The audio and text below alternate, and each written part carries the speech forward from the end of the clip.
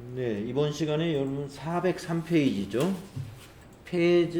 재활용 폐자원 세액공제 대상자의 부가가치세 신고. 자, 재활용 폐자원 세액공제 대상자다 그러면은 어떤 사업자들이냐면은 재활용 폐자원을 수집 판매하거나 중고 자동차 수출하는 업체가 여기에 해당이 됩니다. 자, 그러니까 재활용 폐자원 수집 판매업이나 중고자동차 수출업을 영위하는 사업자가 여기에 해당이 되기 때문에 실제 시험에서는 잘 안 나오는 편이에요. 그러니까 이 업종에 해당되는 경우에만 이 신고서가 필요하기 때문에 출제 빈도는 좀 희박합니다. 취지가 뭐하고 똑같냐면 방금 앞 시간에서 했던 의제매입세 공제 신고서하고 그 취지가 같아요. 자, 그래서 이러한 사업자를 보면은요, 부가가치세 과세 사업을 영위하지 않는 자, 그러니까 개인들이죠. 개인이나 또는 간이과세자로부터 재활용 폐자원을 취득하는 경우가 대부분이에요. 사업자가 아닌 사람들.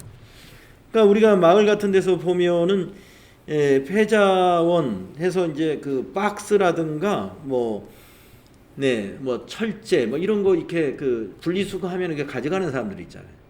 그러니까 그분들이 되게 사업자가 아닌 사람들이 많습니다. 그 사람들이 그걸 수거해 가지고 이제 사업자한테 가지고 가면은 돈을 받고 판단 말이죠. 그러면 그 수집상은 사업자입니다. 그런데 자기가 그 사들이는 모든 것이 뭐예요? 매입세 공제를 받을 수가 없네요. 아무런 증빙이 없으니까. 자, 그래서 그렇게 수집을 해서 제조하거나 가공하거나 이것을 다른 사업자에게 공급하는 경우에 그 사업자에게 적용을 해줍니다. 재활용 폐자원에 대한 매입세 공제를 받기 위해서는 재활용 폐자원 공제 신고서를 작성을 해줘야 돼요. 세액공제 신고서를. 그래서 거래를 일반전표나 매입매출전표 메뉴에서 해당 계정의 적요를 원재료에서 적요를 7번으로 이건 넣어주면 됩니다. 의제매입세액은 적요가 6번이었죠. 여기는 원재료의 적요번호가 7번 꼭 넣어줘야 된다. 그래야만이 재활용 폐자원 매입세 공제 신고서에 반영이 됩니다. 그 전표가.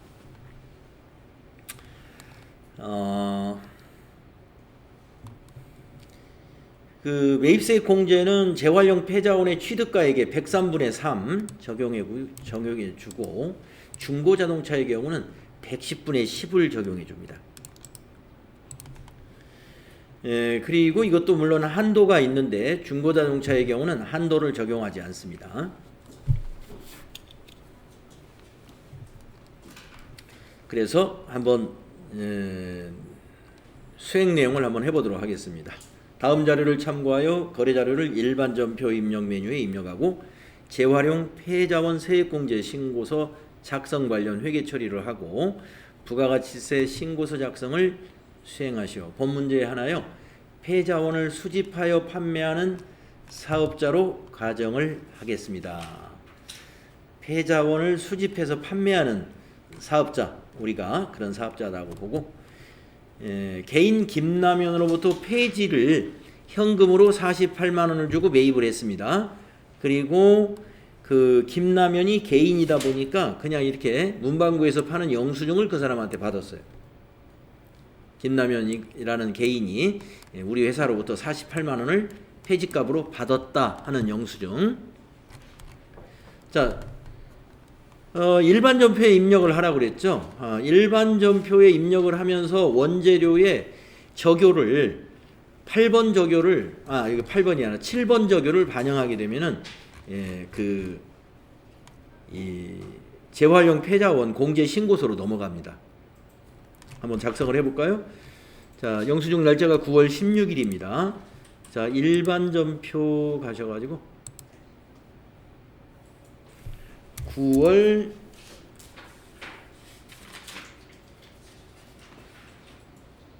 16일 구분은 차변, 원재료,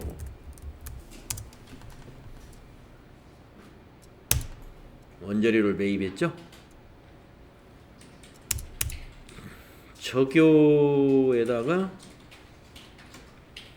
거기 7번 재활용 폐자원 매입세액이라고 하네요. 7번 적요 넣어주시고 금액은 48만 원. 대변은 현금으로 구입했습니다. 101번 현금. 예, 방향키로 쭉 가셔서 대변에 48만 원. 출금 전표로 한 줄로 입력해도 상관없고요. 차변 대변 이렇게 입력해도 됩니다.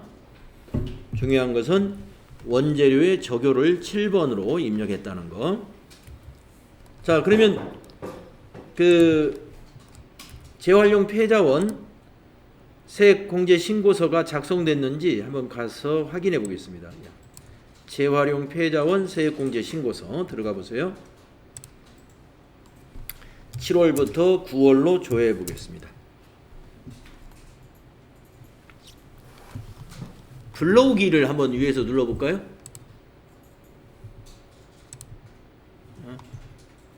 불러오기 예.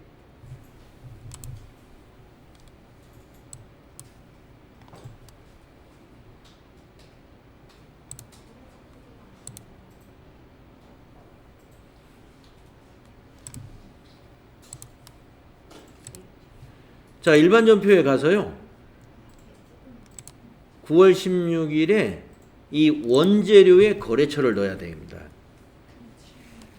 거래처가 김라면이죠. 예, 거래처를 넣어줘야 돼요. 거래처를 안 넣습니다. 네, 원재료의 거래처를 김라면. 예, 거래처 반드시 넣어야 되고요. 적요 7번 넣어주는 거. 거래처 넣으시고 다시 재활용 폐자원 세액공제 신고서에 가서 불러오기 예 다시 한번 해보겠습니다. 예, 넘어왔습니다. 거래처를 안 넣으니까 넘어오지 않았어요.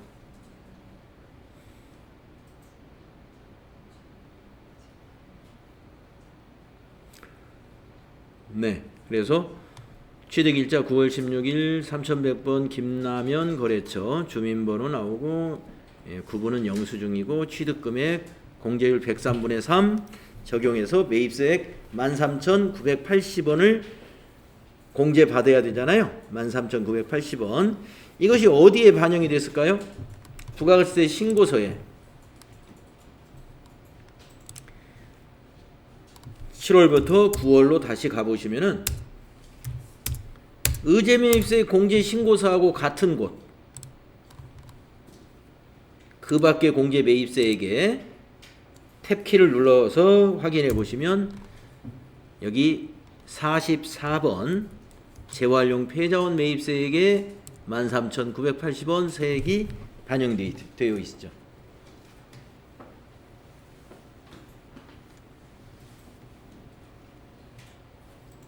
그러면 이 13,980원을 회계 처리를 해줘야 되거든요.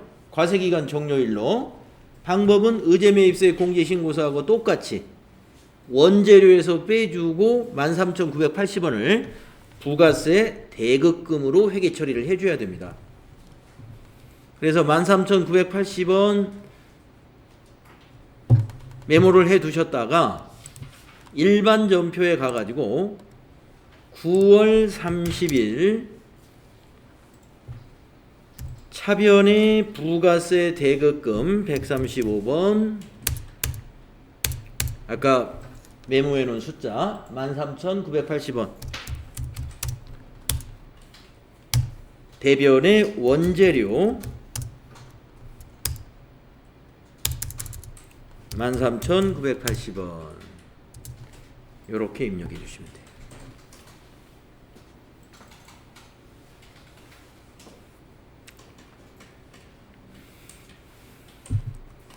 여기까지 하면 부가세 대급금에 대한 회계 처리까지 마무리가 되겠습니다. 자, 수행 결과를 한번 보면서 정리를 해보면은 자, 일반 전표에 입력해라 그랬으니까 네, 일반 전표에 이렇게 입력을 했고요.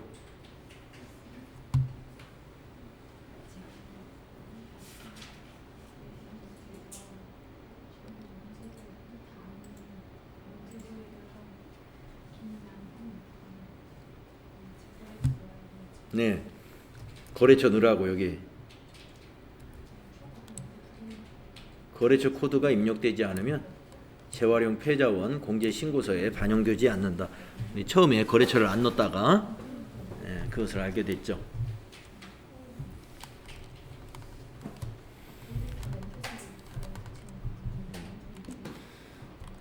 그래서 불러오기 하면 이와 같이 작성이 됐고요. 재활용 폐자원에 대한 회계처리 일반전표에 우리가 이렇게 입력을 했습니다. 이때 원재료의 타계정 대체는 입력하지 않아도 됩니다.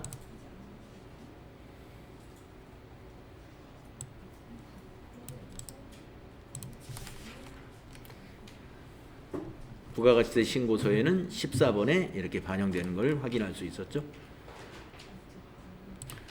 자, 다음은 15번째 유형인데요. 대손세액 공제 대상자의 부가가치세 신고. 대손세액 공제 대상자다 그러면은요, 우리가 이제 매출세액에 대해서 부가가치세를 납부를 하는데 외상 매출을 한 경우에 외상 매출한 매출세액도 세금을 내야 되잖아요. 그런데 외상 매출금을 못 받게 됐다 이거예요. 그걸 우리가 대손이라고 그러죠. 그것을 우리가 대손이라고 그러죠. 그러면 외상 매출금도 못 받게 됐는데 세금은 미리 냈단 말이에요. 그러면 그거는 어떻게 해야 됩니까? 국가가 미리 거둔 세금을 돌려줘야 되겠죠. 근데 국가가 알 수가 없어요. 그래서 사업자가 대손세액이 이만큼 있다라고 신고를 해줘야 됩니다. 대손세액 공제 대상인 경우에 확정신고 때만 반영을 하기 때문에 예정신고 때는 대손세액 공제 신고를 하면 안 돼요. 확정신고 때만. 이런 점을 알아두시고 한번 여기 필요 지식을 같이 한번 읽어봅시다. 부가가치세의 경우 대가의 수령 여부와 관계없이 공급자가 공급받는 자에게 재화 또는 용역을 공급할 때 거래 상대방으로부터 10%의 매출세액을 거래 징수하여 공급일이 속하는 과세기간에 해당 세액을 납부한단 말이에요. 공급일이 속하는 과세기간에 납부를 했기 때문에 아직 못 받은 세금도 납부를 한 거예요. 그래서 따라서 외상거래일 경우에도 일단 공급자는 10% 매출세액을 납부할 수밖에 없다. 그러나 거래 상대방의 파산이나 부도 등의 사유로 외상대금을 회수할 수 없는 경우에는 해당 외상대금에 대해서 미리 납부한 매출세액을 공제해주는 제도가 대손세액 공제제도예요. 네, 정부가 받은 세금은 돌려줘야죠. 못 받았으니까. 그래서 어떻게 돌려받을 수 있느냐? 네, 우리가 매출에 따른 대손 사유는 여러 가지 사유가 있을 수 있습니다. 채무자가 파산을 했다거나 강제집행, 형집행, 아니면 사업을 폐지했다든가, 아니면 채무자가 사망이나 실종, 행방불명이 되었다든가, 이런 것들이 대손 사유가 될 수 있고요. 또 다음 페이지로 가보시면 회생계획 인가 또는 면책 결정, 이런 어떤 법적인 이런 처분입니다. 이런 것들이. 또 상법, 수표법, 어음법, 민법상의 소멸시효가 완성되는 경우, 또 부도 발생일로부터 6개월 이상 경과된 수표나 어음, 중소기업의 외상매출금. 그러니까 외상매출금이 받기로 한 날로부터 6개월이 지나면 그것도 일종의 대손의 사유가 된다 이거죠. 회수기일이 6개월 이상 경과된 소액 채권, 뭐 위에 있는 거나 비슷해요. 또 중소기업의 외상매출금으로서 회수기일로부터 2년이 경과된 외상매출금 및 미수금. 네. 대손세액 공제 시기는 대손이 확정된 날이 속하는 과세기간의 매출세액에서 차감할 수 있으므로 대손이 확정되어 대손상각이 분계된 시점에 확정된 부가가치세 확정신고 시에 확정신고 시에 매출세액에서 공제를 받을 수 있습니다. 대손의 확정일, 파산법에 의해서 파산이 되는 경우는 채권 배분 계산서를 통지받은 날로 대손이 확정된다는 거고요. 민사소송법에 의해서 강제 집행이 되는 경우는 이것도 마찬가지로 채권 배분 계산서를 통지받은 날 법원이 통지를 한답니다. 이런 건. 그리고 사망이나 실종 선고 때문에 대손이 되는 경우는 사망일이나 신고 선고일이 대손이 확정되는 날이고, 회사 정리법에 의한 회사 정리 계획 인가의 결정은 법원의 회사 정리 인가 결정일. 그래서 문제에서 보면 다 알 수가 있게끔 문제를 내요. 왜 그러냐면 이 대손 확정일 이런 것을 대손세 공제 신고서를 작성할 때 이걸 다 입력을 해야 되거든요. 그러니까 문제에서 대손 확정일이 언제인지 다 문제를 잘 읽어보시면 이해할 수 있게 됩니다. 그래서 요 밑에 읽어보는 거 다 생략하고 위에 공제 요건 위에 아까 여기 이것과 대손 사유하고 거의 같아요. 그래서 이건 생략하고 바로 수행 내용을 한번 해보도록 하겠습니다. 다음 거래에 의하여 대손세 공제 신고서를 작성하고 대손세 공제 및 대손 채권에 대한 회계 처리를 하고 또 부가가치세 신고서를 작성해라. 이것도 세 가지를 해야 돼요. 대손세 공제 신고서 만들고 또 회계 처리하려면 어떻게 해야 돼요? 부가세 애수금에서 빼줘야 되는 거잖아요.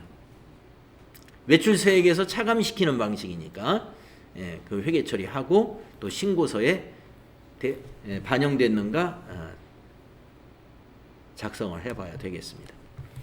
자, 한번 문제를 보겠습니다. 주식회사 부실전자의 부도로 6월 29일 날이 부도가 확정되었답니다. 확인되었답니다. 부도. 부도가 6월 29일 날 부도가 났어요. 그러면 아까 이제 여러분이 뭘 떠올릴 수 있냐면은 부도 발생일로부터 6개월이 경과되면은 이게 대손의 사유가 된다고 그랬잖아요.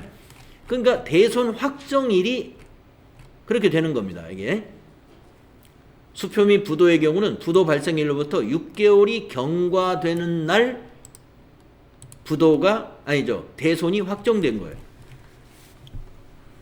그러면 6월 29일 날 부도가 났으면요. 6개월이 지나려면은 7, 8, 9, 10, 11, 12, 12월 30일 날이 되면은 대손 처리를 할 수 있습니다. 그러니까 부도가 났다고 6월 29일 날 대손 처리 회계를 하는 게 아니고 6개월이 지난 날 12월 30일 날 대손이 확정되는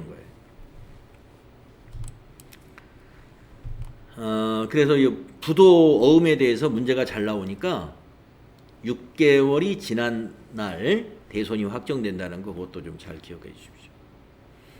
자, 다음에 세금기산서와 관련된 매출채권에 대해서 제2기 부가가치세 확정신고 시에 대손세액 공제 신청을 하고자 한다.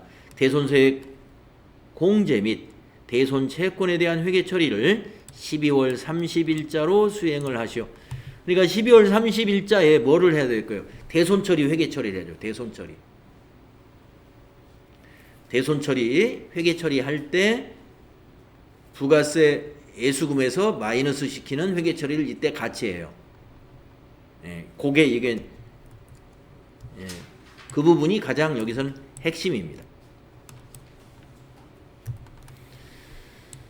자, 중소기업의 외상매출금. 중소기업의 외상매출금은 어음의 부도하고 똑같아요. 6개월이 지난 날 대손이 확정된다고 아까 말씀드렸습니다. 자, 세금계산서가 있는데요. 이게 작년도 12월 30일 날 요 부실전자라는 거래처에다가 공급가액 600이 60만 원 컴퓨터를 외상으로 판매한 거래입니다. 근데 이게 언제 받기로 했냐면은 2021년 6월 29일 날 받기로 한 거예요. 이 외상 매출금을 6월 29일 날 받기로 하고 팔았는데 6월 29일 날 부도가 난 거예요. 그래서 지금 12월 30일이 되었다. 이런 얘기입니다.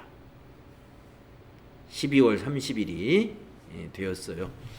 그래서 이제 우리가 12월 달이면은 부가가치세 이익이 확정신고 기간이니까 요 60만 원 대손세액 공제를 받기 위해서 대손세액 공제 신고서를 먼저 작성을 하겠습니다.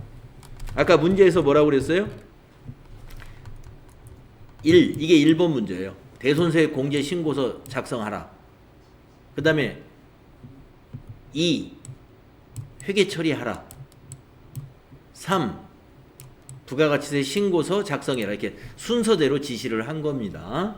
우리도 요 순서대로 하시면 돼요. 자, 대손세액 공제 신고서 여기에 있죠. 끝에서 두 번째 클릭하시고 이익이 확정이니까 기간을 10월부터 12월로 입력을 합니다. 이건 전부 수동으로 입력해야 돼요.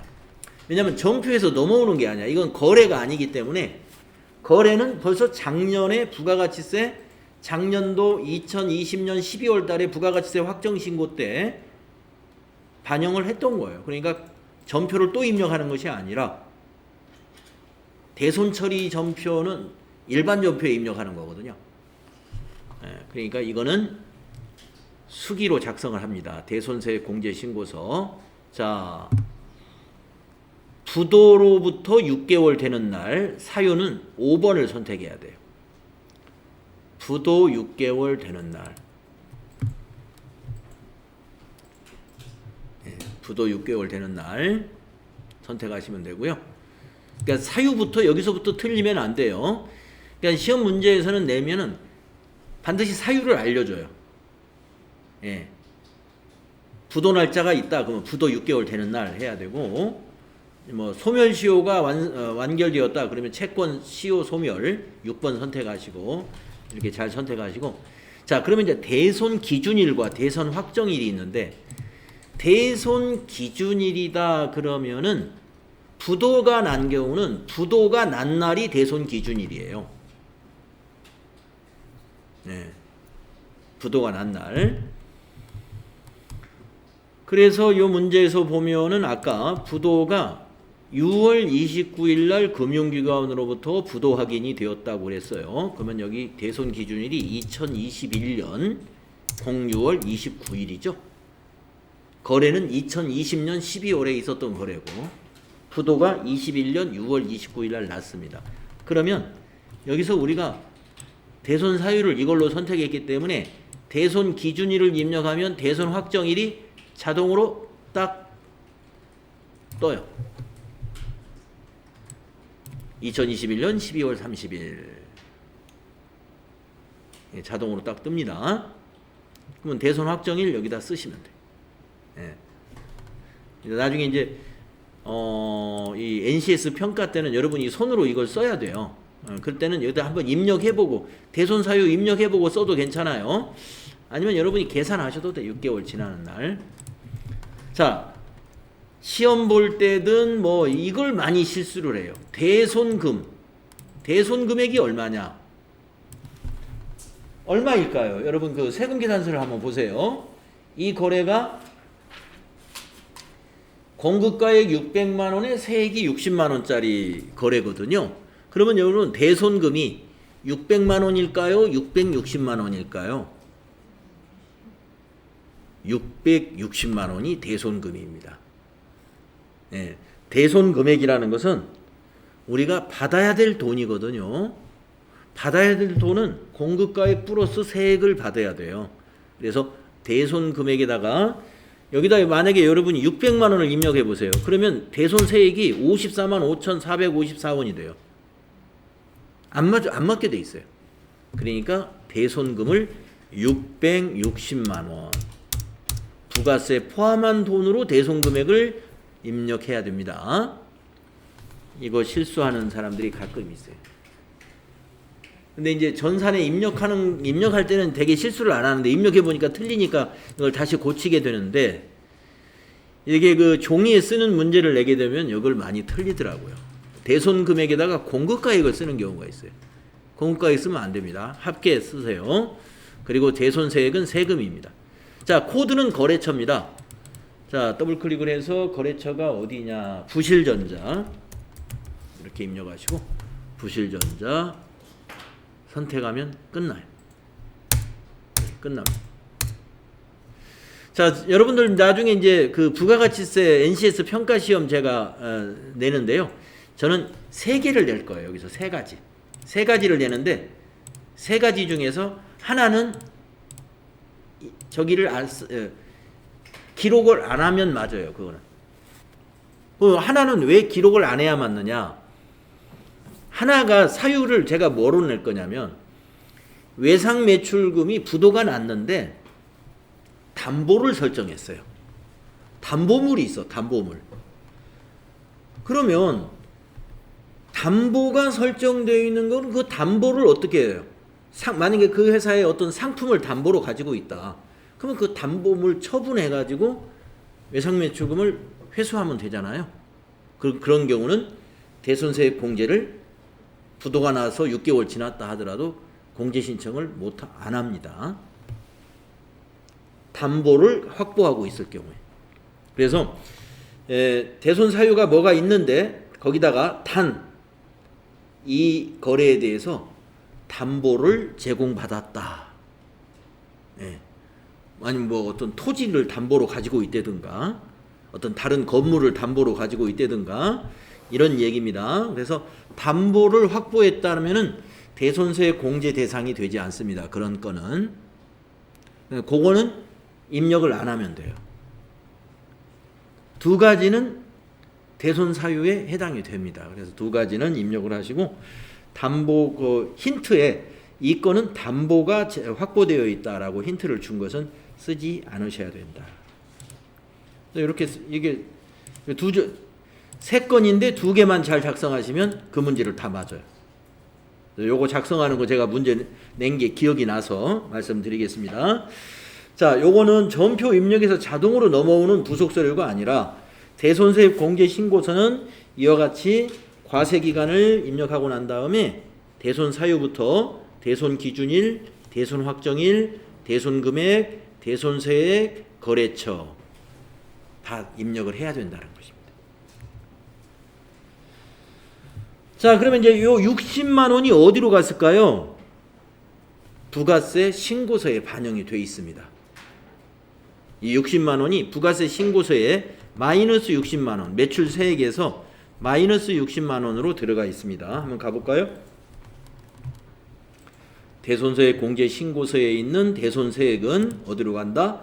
부가가치세 신고서로 간다. 자, 10월부터 작성합니다.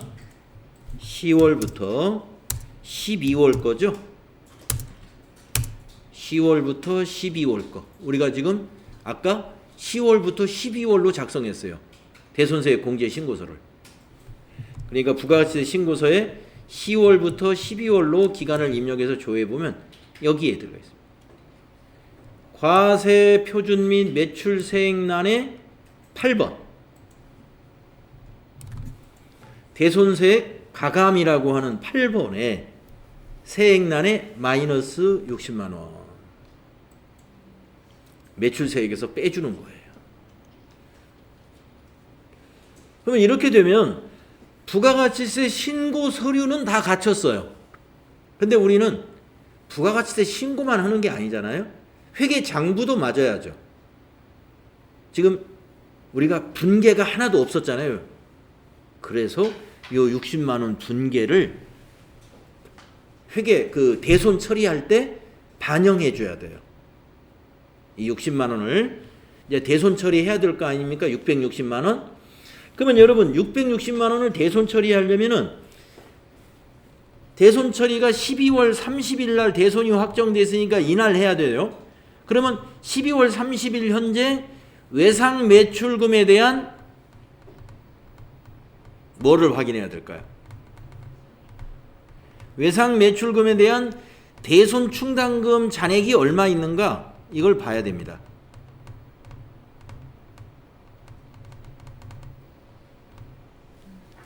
우리가 대손 처리할 때는 대손 충당금에서 상계하잖아요. 그래서 시산표로 가겠습니다. 네. 이제 이 부분이 제일 어려워요. 대손세액 공제 신고서 작성자의 부가가치세 신고는 지금부터 하는 게 어렵다고 볼 수 있습니다. 잘 한번 따라 해보세요. 자, 그러면 이제 시산표로 가가지고 합계잔액 시산표에 가가지고 조회하는 날짜는 대손 처리를 해야 되는 날짜 12월 30일 부도로부터 6개월 아까 대손 확정일이에요. 12월 30일로 외상 매출금 밑에 있는 대손 충당금 잔액을 보니까 180만 원이 있어요. 그렇죠? 180만 원. 이 180만 원은 660만 원보다 작잖아요. 그러면 우리가 대손 충당금이 적게 설정되어 있는 나머지는 어떻게 합니까? 당기에 대손 삼각비로 그냥 비용 처리해야 되죠. 아시죠? 자, 그래서 180만 원 있는 거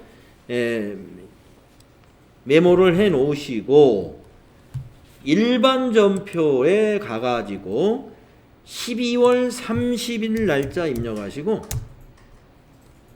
12월 30일자 대손 처리 분계를 대변부터 먼저 하겠습니다.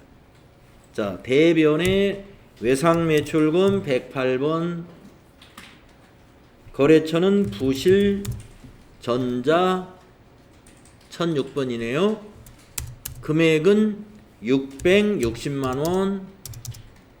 외상 매출금을 이렇게 자산 감소시키는 것이 대손 처리하는 거예요. 이제 차변이 문제입니다. 차변이 세 가지로 나누어져요. 세 가지. 자, 첫째, 아까 대손 충당금 있는 거 잔액시산표에서 180만 원 이거를 먼저 반영합니다. 차변에 외상 매출금이 108번일 때 대손 충당금은 108번에다가 1을 더합니다. 1. 그래서 109번. 109번으로 꼭 해야 되고요. 차변에 180만 원이었죠. 예. 아까 확인한 180만 원을 딱 입력을 합니다. 그 다음에 뭘 생각해야 되냐면 나머지를 다 비용 처리하는 게 아니라 우리가 요 대손 처리한 것 중에서 60만 원은 부가세 애수금 부채에서 마이너스 시켜야 돼요. 그러니까 아까 우리가 부가가치세 신고서에서 매출세액의 마이너스라는 건 부가세 애수금 차변에 기록을 해줘야 됩니다. 그 분계를 여기에 반영해 주는 거예요. 자, 그래서 또 차변에 부가세 애수금, 부가세 애수금에서 60만 원 우리가 돌려받을 거니까 차변에 부가세 애수금을 60만 원으로 기록합니다. 부채에서 빼줘요. 나머지만 대손삼각비 비용 처리합니다. 나머지만. 차변에 또 대손삼각비 굉장히 많죠. 835번 판매관리비 코드 835 대손삼각비 이걸로 나머지 금액이 얼마예요? 여기 420만 원. 이렇게 한다는 거죠. 여러분이 이 부분이 차변을 이렇게 세 개로 나누는 거 대손 처리하는 분계 우리가 대손세액 공제를 받지 않는 경우에는 이 부분이 없어요. 두 번째 이 부분이 없고 480만 원을 다 대손삼각비로 처리해 주면 됩니다. 근데 대손세액 공제를 받는 경우에는 420만 원만 대손삼각비이고 60만 원은 부채 감소로 해주는 거다.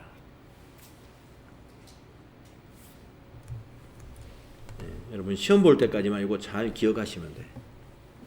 대손세액 공제 대손세액 공제 신고 시 부가가치세 신고를 요 분계를 시험 TAT 2급 시험 볼 때까지는 잊어버리시면 안 돼요. 나올 확률이 이건 많아요. 대손세액 공제 신고 사업자의 부가가치세 신고. 그리고 이제 만약에 뭐 여러분이 실무에 가서 일을 하신다 하더라도 이런 일이 있을 수 있습니다. 외상매출금 못 받는 일이 사업체마다 많지는 않겠지만 그래도 있을 수 있습니다. 있으면 여러분이 정당하게 이거 세금 한 번 냈으니까 끝이 아니죠.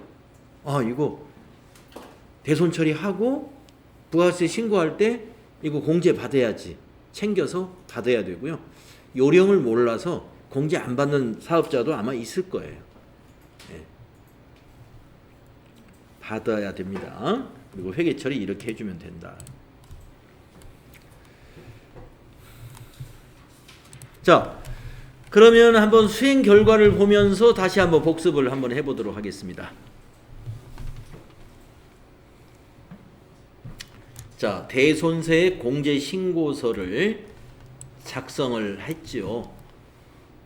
대손 사유 선택을 했고요. 대손 기준일 부도인 경우는 부도가 발생한 날, 그러면 대손 확정일이 자동으로 처리가 됩니다. 6개월이 되는 날이니까 6개월 된 그 다음 날이에요.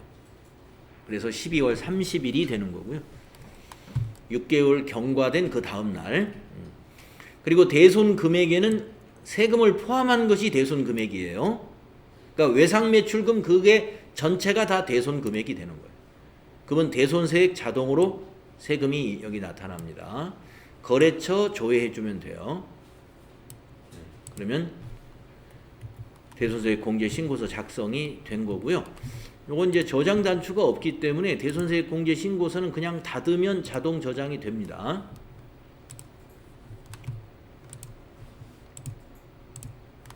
그 다음에 우리는 이제 부가가치세 신고서에 그게 반영되어 있는가를 미리 봤죠. 이거를 이 회계 처리를 해야 이 신고서에 반영되는 건 아니에요. 부가가치세 신고서는 이 대손세액 공제 신고서 작성하면 바로 반영돼요. 이거는. 그래서 이 대손세액 가감에서 마이너스가 60만 원 입력되어 있는 걸 우리가 조금 전에 봤고요.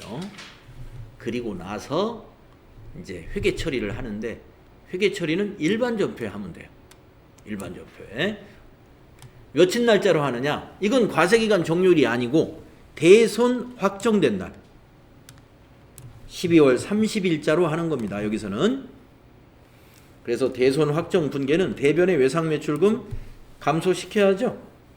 감소시키고 차변의 대손 충당금 잔액 있는 것만큼 다 없애주고 그 다음에 부가세 예수금 넣어주고 나머지만 비용 처리한다. 자, 그러면 이런 경우는 어떻게 할까요? 지금 대손 충당금이 180만 원만 있어서 그런데 만약에 대손 충당금 잔액이 680만 원이 있었다면 어떻게 될까요? 대손금보다 더 많아. 대손 충당금이. 그러면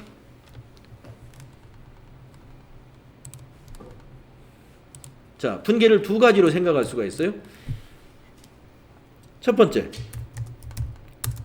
680만 원이 있다? 그러면 차변에 대손 충당금 660만 원, 대변에 외상 매출금 660만 원 이렇게 단방에 한 줄로 그냥 끝낼 것이냐?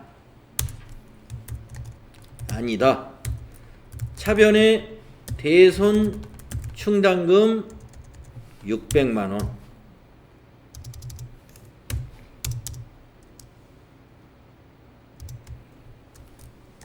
대변에 외상 매출금 660만 원, 차변에 예수금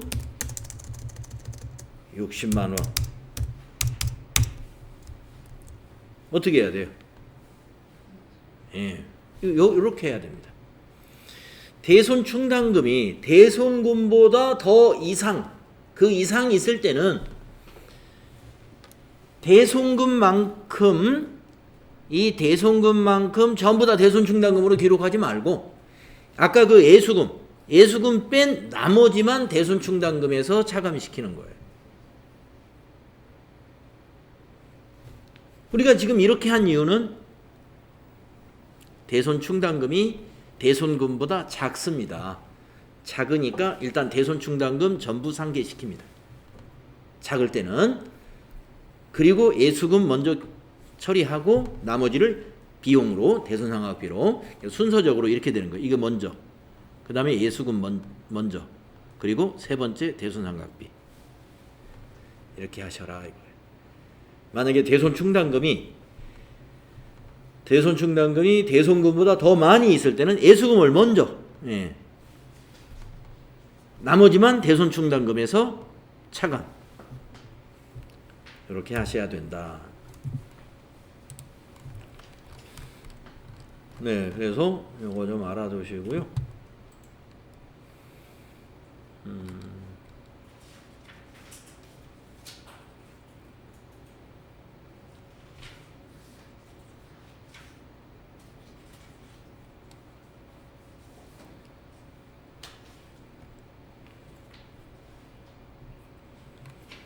그 다음 페이지를 보시면 대손세 공제신고서와 그 밑에 변제신고서. 공제신고서가 시험에 대부분 다 나와요. 그런데 변제신고서는 메뉴가 어디에 있느냐? 아까 다시 한번 들어가 보면 대손세 공제신고서 바로 옆에 보면 대손변제라고 있어요. 발생, 옆에 변제. 자, 발생은 누가 작성하는 거냐면 매출자, 매출사업자. 변제는 매입사업자가 작성을 하는 겁니다. 자, 무슨 얘기냐면 우리 지금 3일전자는 대손을 못 받게 됐잖아요. 그러니까 매출사업자는 세금을 미리 냈기 때문에 매입세 공제를, 아니요, 매출세액에서 마이너스를 시켜야 돼요. 그럼 반대로 부실전자는 어떻게 해야 되느냐? 부실전자는 작년에 그 2020년 그 2기 확정 부가가치세 신고 1월 달에 신고할 때 매입세 공제를 받았을 거라는 말이에요. 그 과세 기간에 해당되는 매입이니까 60만 원을. 근데 60만 원 공제를 이 부실전자는 받아놓고 자기 회사는 부도가 났죠. 부도가 났으니까 그 외상 매입금을 갚지 않았단 말이에요. 그러니까 이 부실전자는 반대로 공제받은 매입세액을 국세청에다가 다시 납부해야 돼요. 그러니까 국가 입장에서는 부실전자에서 60만 원 받은 돈을 3일전자에다가 돌려주는 그런 계산이 되는 거죠. 국가가 손해보는 건 없어요. 공제받았던 매입자한테 받아가지고 매출자한테 돌려주는 겁니다. 이 거래는 없었던 걸로 보는 거예요. 세금상. 그래서 매입자가 작성하는 게 변제, 매출자가 작성하는 건 대손 발생. 여기다 입력하는데 주로 대손 발생에서 문제를 냅니다.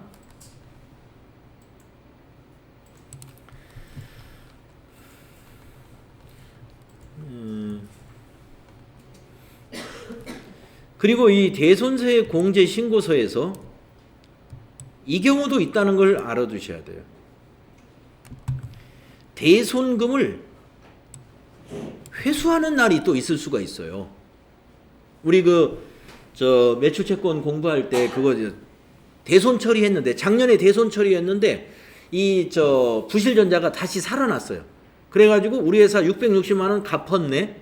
우리는 대손세 공제를 받았는데, 그러면 다시 대손금 회수에 대한 분계를 할 때 차변의 현금 660만 원 받았죠?